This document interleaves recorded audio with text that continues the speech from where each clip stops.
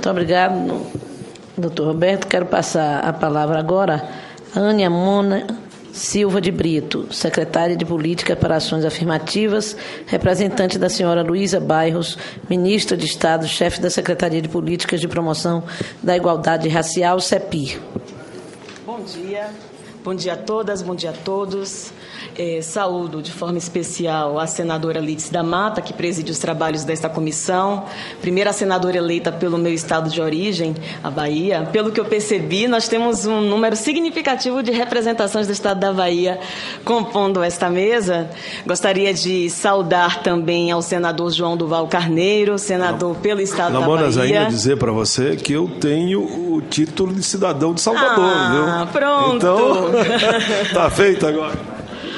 Pronto, temos maioria plena neste plenário e também compondo a mesa, senador Paim, a quem externo também considerações, estima aqui a mesa. Saudar pelo PT do Espírito Santo a senadora Ana Rita e o senador Benedito Lira aqui presente. Já fiz os devidos cumprimentos ao senador João Duval Carneiro.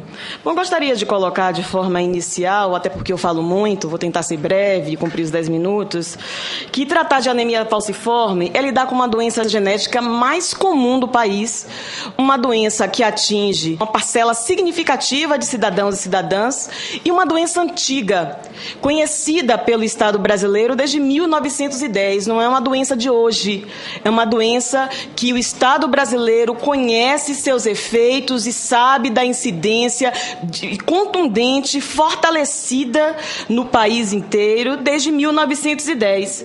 E em que pese a anemia falciforme seja conhecida desde esse período, as ações adotadas pelo Estado brasileiro, sobretudo pelas esferas que pensam e estruturam políticas de saúde no nosso país para, no caso, garantir o conhecimento, garantir o diagnóstico, garantir, no caso, a adoção de medidas a atender aos interesses e anseios e necessidades das pessoas que vivem com anemia falciforme é muito recente.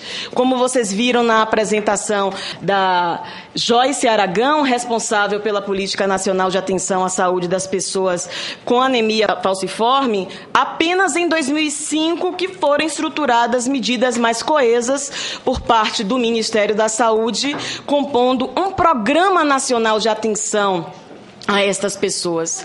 E a gente não pode deixar de considerar neste debate que estas ações, elas, no caso, foram desencadeadas a partir de pressões, de reivindicações, de questionamentos, da insistência permanente do movimento negro brasileiro, notadamente de ativistas e especialistas que sabiam e conviviam com os efeitos da anemia falciforme sobre as pessoas negras, sobre a nossa população. E como a gente viu, nós temos uma incidência bastante alarmante. O que é pensar que a cada ano nascem, em média, 3.000 crianças com esta doença genética. E que, se esta doença não for diagnosticada e, para além disso, cuidada da forma devida, nós teremos um número significativo de crianças que morrerão com, no máximo, 5 anos de idade. 5 anos de idade. Vivemos um problema de saúde pública. E este problema de saúde pública foi alertado pelas representações do movimento social negro no curso dos anos, e no ano de 2005, esta política, este programa foi consolidado.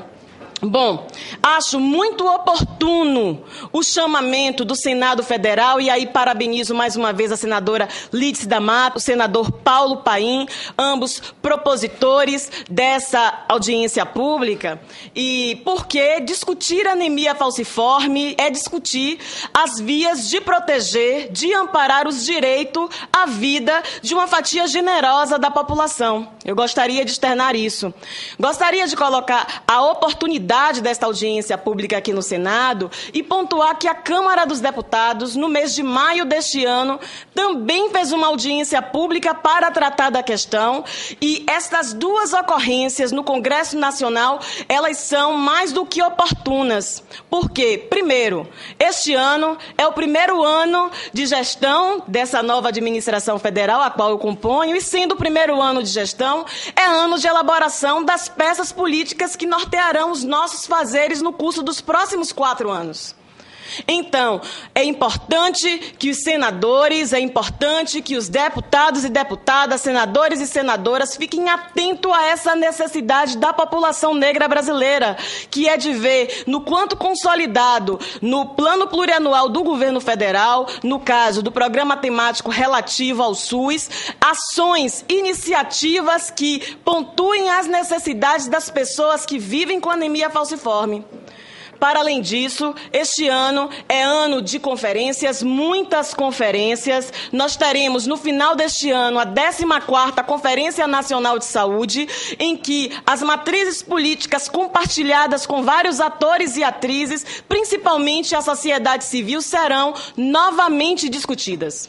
Então, neste sentido, eu renovo a oportunidade do debate que aconteceu na Câmara ser, no caso, também retornado, reiniciado aqui no Senado. Gostaria de dizer ainda, na minha interpretação, não é à toa, não é por nada mais, nada menos que o racismo institucional que existe no estado de saúde, no estado brasileiro e também nas estruturas de saúde em todo o país. E quem diz isso não é a Anhâmona Silva de Brito, representante da CIPI, é o Ministério da Saúde, quando, no caso, aprovou e publicou a Política Nacional de Atenção à Saúde da População Negra e referendou textualmente que o racismo institucional e as desigualdades raciais, consequência do racismo e do racismo institucional, são determinantes sociais de saúde. O Ministério da Saúde reconhece isso. E, para mim, não é nada mais, nada menos que o racismo institucional que simplesmente fez com que, durante quase 95 anos, uma doença genética que incide sobre uma parcela significativa da população, não é uma doença infectocontagiosa, mas é uma doença causada por uma mutação vivenciada pela população africana, que não veio para aqui na condição de imigrantes, sim na condição de escravos. E é importante frisar isso, que essa doença genética, que na África, no caso, possibilitava coibir, foi uma estratégia da natureza para diminuir os impactos da malária. Vejam só, uma estratégia da natureza que provocou uma mutação genética a fim de diminuir o impacto da malária sobre a população negra em África. Quando os negros africanos chegam aqui no Brasil, na condição de escravos, eles, no caso, carregavam o traço falciforme. E sendo o Brasil um país de maioria negra, sendo o Brasil um país que tem uma parcela generosa da população, 96,7 milhões de pessoas que são negros e negras aqui no nosso país, é mais do que justificável que essas pessoas possuam o traço e, no caso, como foi bem explicado pela Joyce, no caso de incidências do duplo traço, de termos o pai e a mãe de uma criança com anemia falciforme, a possibilidade da criança, no caso, ter a doença. É esta a questão que a gente precisa, no caso, bem referenciar, porque não é uma coisa de negro puro e simples. Não é uma coisa de negro puro e simples.